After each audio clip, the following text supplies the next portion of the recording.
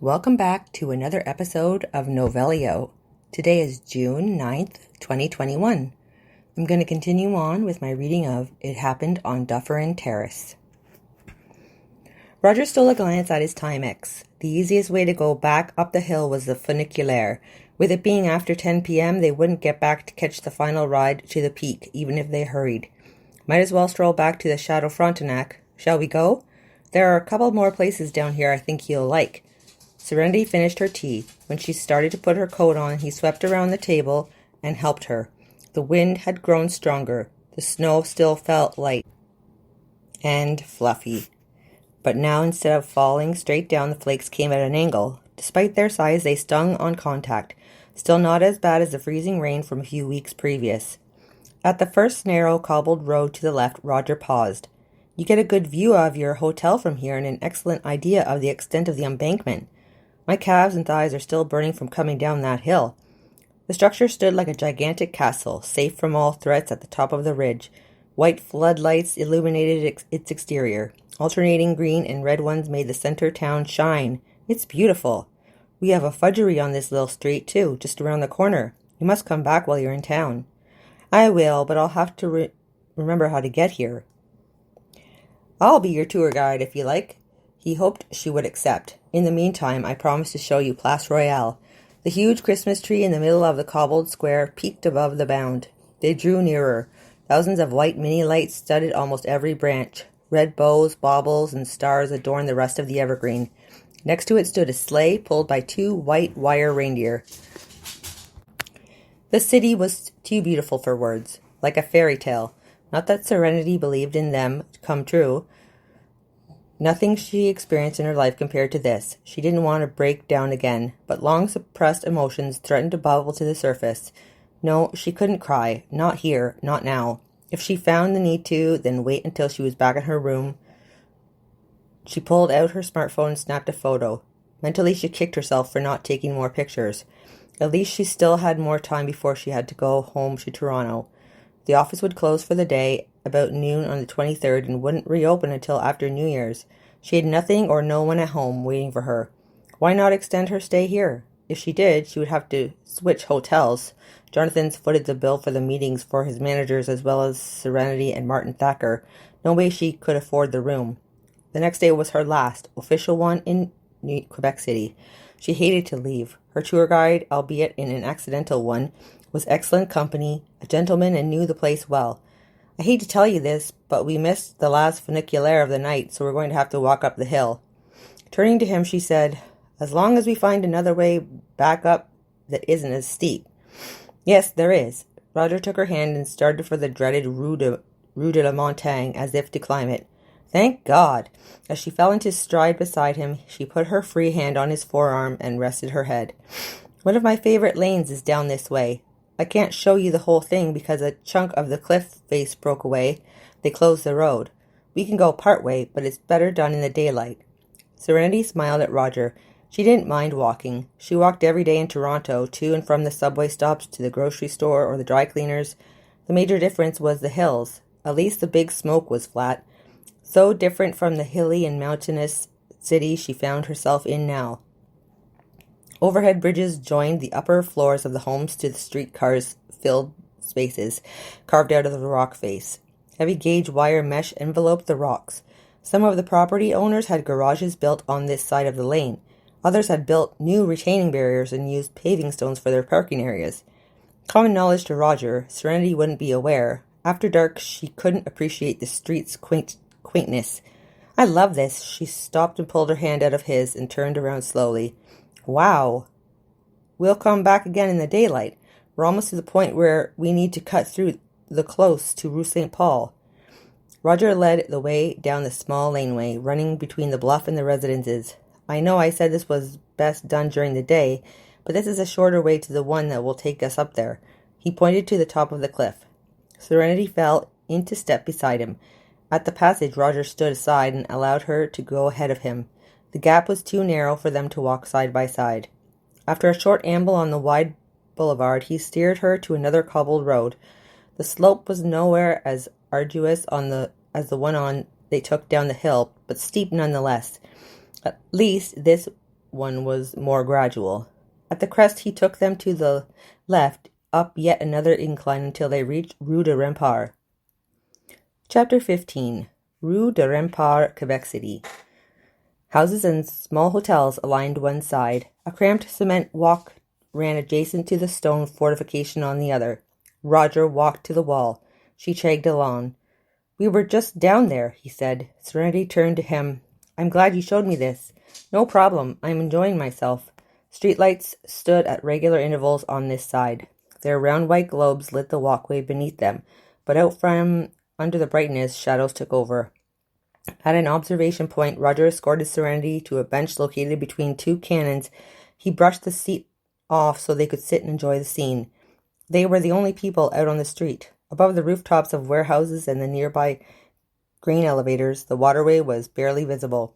The snow had stopped, but the skies remained overcast, making the night seem darker than usual. Even the glow from the streetlights on either side of the area they sat in didn't help much. After their brief stop, Roger indicated they should go back to Serenity's. "With the hour, I'm going to have to take you to your hotel sooner than later. You'll likely have meetings, and I have work." They scaled the hill holding hands. The further along they went, the more cannons stood guard over the city, long-barreled as well as short, stubby weapons. The latter had carved log balls in the barrel, mimicking the cast-iron cannonballs from yesteryear. Before long, the Chateau Frontenac came into view. The center tower bathed in alternating red and green from floodlights mounted on the edifice. On the last part of the walk, the terrain steepened. All too soon, Roger walked Serenity through the arched street entry to the hotel. Did he kiss her good night? Escort her to her room? No, it would give the wrong impression. Make her think he was only interested in her for sex? The truth was, while it would be a bonus, his primary interest in her was her company and her friendship. He wished things progressed that far. Outside, he leaned over and kissed her on the cheek. "I'll say my good night now. Maybe we can get together again before you go back to Toronto." I would like to very much. I get the impression we've barely scratched the surface of this old beautiful town." Roger's heart skipped a beat. She wanted to spend more time with him. At that moment, he didn't care if he was the attraction or if Quebec City was. He waited until she disappeared, then turned and proceeded down the street to Rue de Rempart and his home. Chapter 16. Chateau Frontenac, Quebec City. Serenity tossed her coat on the bed. After she removed her boots, she danced her way into the bathroom. What had come over her since her arrival in this historic, picturesque town? It couldn't be Christmas. She needed to banish that ludicrous thought from her mind. Even as a child, this time of year was never a big event at her house. Just another day, her father got drunk and belligerent, and her mother crept off to the bedroom. Helpless to cope with the situation, the part she despised most about Christmas was returning to school after the holidays, only to hear her classmates gushing about the gifts they received. Her evening with Roger was enjoyable. She looked forward to spending more time with him. The feeling was foreign to her. He was the first man for whom she felt that way. She had plenty of male colleagues, but none of them affected her the way he did. She turned on the faucet and squeezed a dollop of foaming body wash into the tub. Soon a layer of bubbles spread over the liquid, and the lavender scent wafted on the steam. Once the water reached the depth she desired, Serenity stripped off and sunk into the warmth. Even with sensible footwear, her feet and legs were sore. The hot soak would do her for the world. Traipsing around the city, up and down hills, tired her. Heels would have crippled her if she had tried to cover the distance in them. Roger inserted his key in the deadbolt and opened the door. The rush of warm air from inside welcomed him home. Indoors, he hung his coat on the wall rack and put his keys on the hook near Tori's leash. Curled up on the sofa under a quilt, Christiane snored. She wouldn't have settled to this extent until after Adam was asleep for the night. Not having the heart to rouse her, he let her be. She slept over before when she babysat.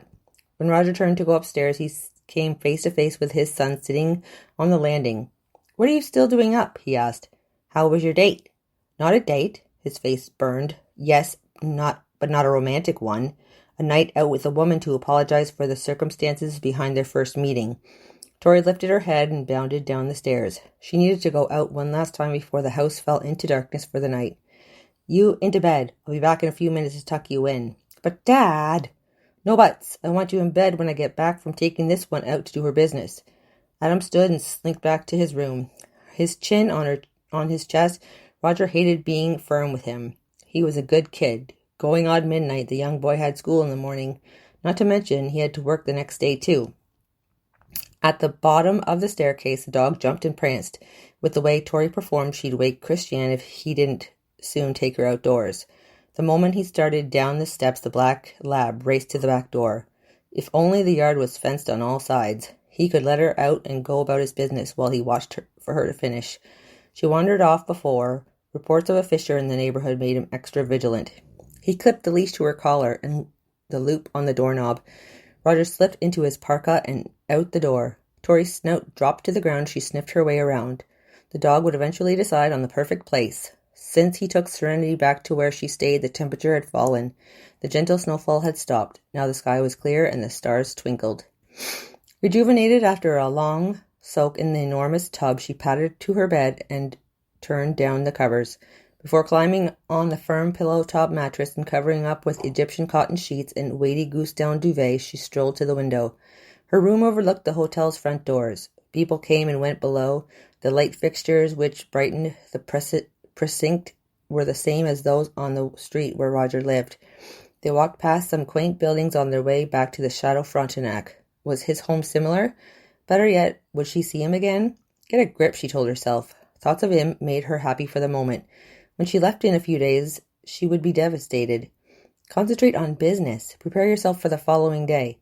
So far the meetings had gone quite well. Serenity dreaded the one scheduled for tomorrow, the worst saved for last, and D-Day was imminent. Bloor Street, Jonathan's location. After her experience as a customer and reading her colleagues' report, her first impression of the place prevailed. Now, more than ever, an intervention was needed before that store dragged the entire chain reputation down. Her briefcase sat on the floor next to the desk. She hoisted the cumbersome thing up on her bed before turning on the bedside lamp and climbing in. The latches clicked open when she pushed the buttons. The noise seemed louder than usual, but then the room was deathly quiet. Documents for the morning get-together spread out. She drew her knees to her chest and flipped through the pages, familiarizing herself with the content. Surviving tomorrow would be nothing short of a miracle. Bad enough she bolted from the conference room the first day, when she clapped eyes on the manager. He harassed her and caused no end of grief, and this was before she even brought up his Toronto store. Chapter 17. Chateau Frontenac, Quebec-City. "Good morning, gentlemen," Serenity said as she swept into the room, exuding confidence. Too bad she didn't feel that way. Still, she had a job to do, and once she got through this day, she could return to her office at Thacker Price & Associates. She turned up for the meeting last by design. She had been in earlier to set up and left the printed reports for the men. If things went according to her scheme, those in attendance would leaf through the contents of the paperwork laid out for them while they passed the time. Her superior flashed a puzzled expression. "There was one outlet which disappointed me. I'm not going to name names or locations, but the person knows who he is. He's a black mark on the reputation of the firm." The man leapt from his chair, spluttering.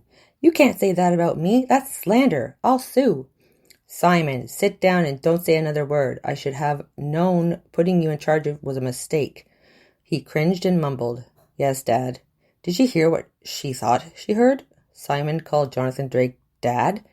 With the other man's comments, he was clueless as to the condition of the store. Until that moment, the familial resemblance the men bore to each other had gone unnoticed. "I didn't perform a detailed examination at this particular location. One of my colleagues investigated. You see, the day I stopped in for a completely different reason, I saw the way the business operated. I found it almost impossible to not blow my cover before I started the investigation. If I returned after the initial encounter, I wouldn't get anywhere. Rather than jeopardize the contract awarded to Thacker Price & Associates, the best course of action was to send someone else to this store." A press of the remote button and the first slide in the PowerPoint presentation appeared. Rumpled sweaters and trousers lay on tables, more discarded on the floor beneath hangers. The same young girl who didn't seem to care if she had a job or not, captured with her face down at her phone, texting in another image. Jonathan Drake's face turned crimson. Showing these pictures could cause the man to have a coronary.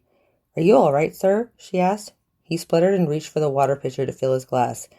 The whole time his son sat unconcerned over his father's state of health, his head tilted at the man beside him talking. The last thing she needed was to kill the head of Jonathan's. Wouldn't that look marvelous on her CV? Only a divine intervention would keep her from losing her job. If he didn't recover, her claim to fame would be causing the head of a merchandising empire to drop dead of a heart attack. The man's face gradually returned to a healthy glow. He appeared as if he might just pull through the ordeal. If you're feeling up to it now, I'd like to proceed. He waved his hand in acknowledgement and glared at his son. Simon, you're fired, he bellowed. Gather your things and go back to Toronto. I want you out of the family business once and for all. Since you have not coughed up a cent in rent for the last year, you and your family can move out of the house too. Great. Serenity got the man terminated and made homeless in less than an hour. Conveying the state of the Bloor Street store to the attention of upper management was her only intention. Excuse me, can I say something? If Simon's evil glare could kill, she would be dead and buried. Until today, she never saw anyone this angry. Not even her father, in one of his drunken rages, could match this. I think you're hasty, sir. Serenity scrambled to salvage control. I think with extra diligence and some initial supervision, we can work beyond the current situation. I mean, Thacker Price and Associates are business consultants. Our job doesn't just entail efficiency audits. We can provide the guidance needed to make the Toronto outlet shine. If your son isn't comfortable with me working with him, then someone else from the agency like Phil Bradford. He did the audit of the store. Martin Thacker stood. Miss Lane makes an outstanding case. No one needs to lose their job or their home so close to Christmas. Let someone from our organization work with Simon and his staff. Serenity has some brilliant ideas to incorporate into all your locations. I've seen her prospectus in its entirety. If nothing else, wait until you've reviewed the plan and implementation schedule. Relieved, she sighed. With Jonathan being male-oriented, she was happy he intervened to be the voice of reason. She didn't see the head of the firm wanting to hear anything from her lips now. The tension in the room eased. For the few moments after the threat of job and home loss, the air was thick enough, even a red-hot knife wouldn't cut through it. Waiting to continue, Serenity poured herself a glass of water. Her hand trembled when she elevated the vessel to her mouth. She walked to the far corner to regain her composure and gather her thoughts for the continuation of the meeting. We'll adjourn until after lunch, her employer said. Back to the table for 1:30. He turned to Serenity. You. Her stomach lurched. She was losing her job. Tears pricked and scorched her eyes. No, she wouldn't cry here. Not in front of this room full of men. Not until she was on her own in her room would she let them fall. Get your jacket. Take a walk. Get some air. I want you relaxed to present your ideas to the Jonathan's managers. Not wound like you are now. To her relief, Martin Thacker didn't fire her. Thank you. Her coat was in her room, as were her new practical cold weather boots.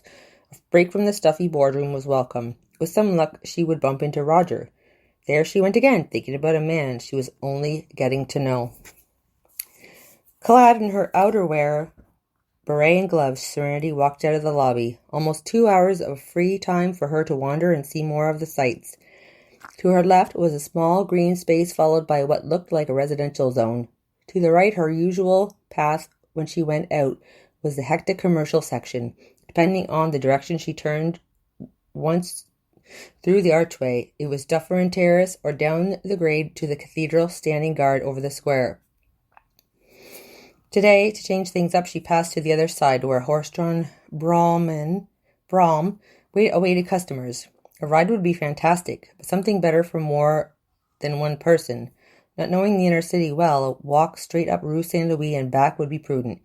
Tour and transit buses, cars, and other vehicles came at her. Despite being on the sidewalk, the traffic speeding to the heart of the town frightened her. A suspension in the onslaught due to a red light calmed things down. Each time a restaurant door opened, mouth-watering aromas wafted in the breeze. Outside a couple of the eateries, a hostess stood holding menus in an attempt to lure in customers. A blast of hot air from an exhaust vent warmed her legs when Serenity walked by one of the buildings.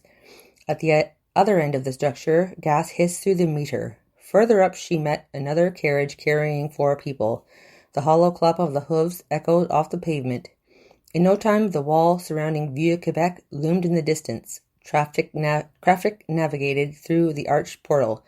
At this intersection, the street was two-way travel, but going from where she came, the road switched to one way only. About to cross to walk back on the other side, something told her to stop. Tires howled on the cobbles and popped on the concrete grout between the stones. The vehicle turned across in front of her, not even slowing to make the corner. Her heart pounded from the fright. After taking some long cleansing breaths to calm down, she turned and walked back on the same side she was on. "Bonjour," one of the young girls greeted as she passed by the establishment. Serenity nodded and smiled, but kept walking. Concentrating on getting back to her room intact, after her near miss, she was more cautious before she moved off the curb at one of the narrow side streets. Not far from the hotel, a storefront on the opposite side caught her attention. The window displayed soapstone carvings. A quick check to see nothing was coming the wrong way first. She looked right, and when the roadway was cleared, darted across. Polar bears, Inuksuk's, and other Inuit art lined the sill. Inside, against the end wall, a case featured more of the hand-carved sculptures. According to her Fitbit, she had time to grab a bowl of soup before the meeting reconvened. She assessed the bistro from the outdoor entrance, welcoming the warmth and pleasant aromas. Martin Thacker waved her over to where he sat by the floor-to-ceiling windows. She removed her beret and unzipped her coat before striding across the room to join him. Once Serenity reached the table, he stood and helped her out of her outerwear and into the chair opposite. "I'm glad you took my advice and got some fresh air.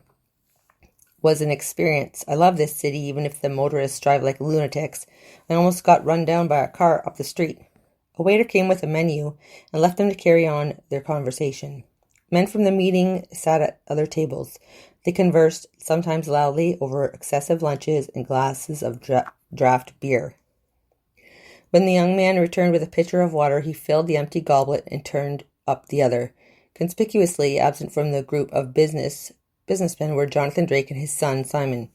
Were they off having a father-son tete-a-tete or a heated argument? In the short time the two interacted in front of her, the latter was the test scenario. People watching was a pastime Serenity loved. She acquired her fondness for it as a child when she retreated to her room and stared out the window at the people passing. Who were they? Where were they going? The older she got, the more cynical she became. She embraced her new normal, living life on her own, no one to break her heart. She had no one to depend on and no one dependent on her. "Are you ready to order?" the waiter asked when he returned. "French onion soup, please. And to drink?" "Just water is fine." After he left, Martin leaned forward. "Excellent job with this assignment. I'm pleased, and I know the partners back in Toronto are happy too. Don't let the man annoy you. He's an irritant. Now he's found a chink in your armor. He'll pick and grind you down. The worst thing you did was run off the first day. At least you recovered well. I wish the incident didn't happen too. That man walking into the conference room took me by surprise, even though I knew he was a manager. Then finding out he was the son of the head of Jonathan's, it blew me away." A bowl of steaming soup placed in front of Serenity interrupted their conversation. She used the moment to snatch a look at the people on the boardwalk. Between now and when she returned to the restaurant, snow had begun to fall. The promenade now wore a coat of white. The flakes fell, blown in circles by the currents generated by the open water. The ferry to Lévis pulled away from the quay and across the river. Its counterpart started for Quebec-City. Martin Thacker stood, bade farewell to her, and reminded her the upcoming meeting started at 1:30. Be on time. Serenity lifted a spoonful of melted cheese and wine-infused goodness to her mouth. The soup tasted every bit as good as the aroma wafting in the air when she walked to the table. She rechecked the time. Just after 1, she had plenty of time to eat in leisure. Didn't have to gulp down her meal and rush herself into heartburn of epic proportions. Her mind drifted again. She returned to the window. Did she expect to see Roger walk by with his dog? Better yet, did she want to see him pass? A couple of men from the Jonathans paused near the rail. Puffs of steam left their mouths. Not until the orange glow of a lit cigarette end glowed brighter did she realize they were smokers, getting their last one in before the afternoon session. Lunch over, she dabbed her lips with her napkin and stood to leave. A quick stop in the ladies' room, then back to the boardroom to ensure everything was satisfactory for the next meeting. Serenity swept in full confidence. The slimy Simon Drake wouldn't get the better of her again. Never. For this part of the series of meetings, she wished Melissa Scott was in attendance. The girl had been accommodating during the Maritimes Outlet Review and knew the demographics of the area. Well, unfortunately, the young woman didn't hold a management position. She wasn't invited. Still, the man who ran the store was amiable, knowledgeable, and did not resist to change. At the last of the men sauntered in, including the two she saw on Dufferin Terrace smoking. The afternoon session commenced. The retail chain shops ran the gamut of sleek, modern, glass-fronted buildings to outlets and supercenter complexes to historic properties and everything in between. I hate to keep going back to this, but one of the Toronto stores needs a facelift. She pressed a key on the remote and brought up a photo of the Bloor Street store. You don't need to pay a fortune doing so. A coat of paint inside and out will do wonders. Pale grays and off-whites either will brighten the outer facade and the interior walls. The newer buildings are designed with drop ceilings to hide the electrical, heating, and cooling ductwork, plumbing, and networking conduits, so you don't have much choice. That goes for all the modern stores, but you can use it to your advantage to agree. She clicked to the next photograph. Demographics are different in every city. The store in Winnipeg had a spectacular display of women's swimwear when I visited their location. Who doesn't want to escape somewhere tropical in the dead of winter? Look at the fun depicted. Nothing too awkward to pull the ceiling down. I think of all the locations I studied, my favorite one was in New Brunswick. Modernization didn't ruin the charm of the centuries-old building. Squeaky hardwood floors, the old-style cage elevator, and the creaky staircase made the place special. They're equipped to take credit and debit payments electronically, but only at certain places. Secure Wi-Fi extenders at various locations will help in that respect. All traces of modern technology have been or will be cleverly hidden so to maintain this travel back in time. Store by store, Serenity laid out her platform for conversion, beginning with the simple things like paint to more extravagant strains on the pocketbook. I noticed a couple of stains on the tiles of the top floor here. The roof needs repair, not just where the leak is, but the entire thing. An inherent problem with all flat-roofed buildings, and eventually, all will need maintenance. For the outlets and malls, research your leases to see who is liable for the cost of those repairs. She stopped for some water before carrying on. Some of the stores have designed their Jonathan's websites. They're more like blogs, but as I stated in the beginning, a secure site for your customers and yourselves is a necessity. Within it, an inventory program which will track products sold remaining and your pre-set reorder point. A click of the remote brought up another slide. This one showed a wheel with spokes. At the end, stars represented each of the Jonathan's outlets.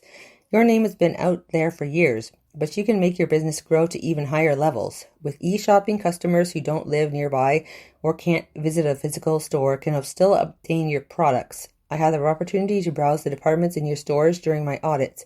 I'm impressed with the variety, the quality, and the price. How you provide superior value for the money spent. How can we do this? By building on the success over the years, create a consistent virtual presence. You need a website, and it has to be secure. To safeguard the visitors, which we will expect to translate into shoppers, and B, protect Jonathan's from hackers. You must adhere to the upcoming privacy changes. FTC and GDPR are coming. You have two exceptional IT people in your employ. I invited Frank to speak with you and outline the steps for perusing.